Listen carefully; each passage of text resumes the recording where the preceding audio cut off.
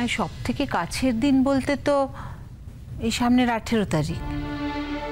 তা আমরা কি আগামী সপ্তাহে একেবারে বিয়ের জন্য তৈরি আছি? আমাদের আর তৈরি হওয়ার কি আছে?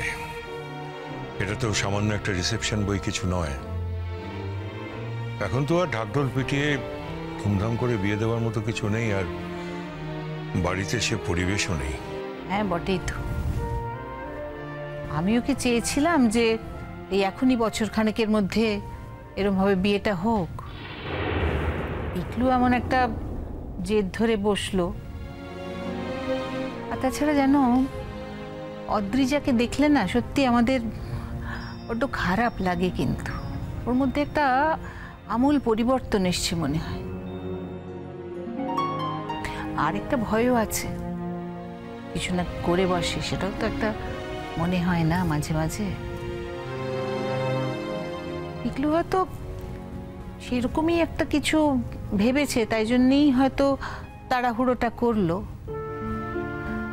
আর আমি আর তাই জন্য ওকে খুব একটা বাধা দিলাম না এই ব্যাপারে। বাবা, একটাই কিন্তু সমস্যা। কি সমস্যা বলো তোমার?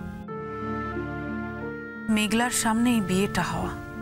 বুঝতে পারছি কাজলি মা, সব বুঝতে পারছি। সেই জন্যই তো বলছি বিয়েটা কোনো রকমে সারতে হবে, কোনো রকম বাড়াবাড়ি চলবে না।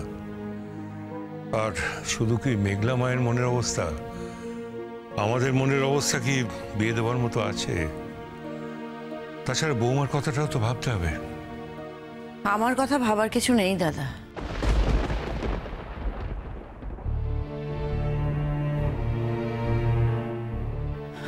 দাদা, পিকলুর বিয়েতে যেন যেন কোনো ত্রুটি না হয়।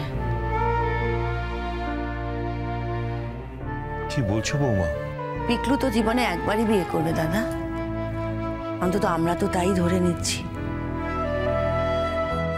আমরা যখন দাঁড়িয়ে থেকে ওর বিয়েটা দেব, তখন ওর বিয়েটা যাতে ভালোভাবে হয়, সুন্দরভাবে হয়, সেই দায়িত্বটাও তো আমাদেরই দাদা, তাই না? তাতান তো আর কখনো ফিরবে না। ও তো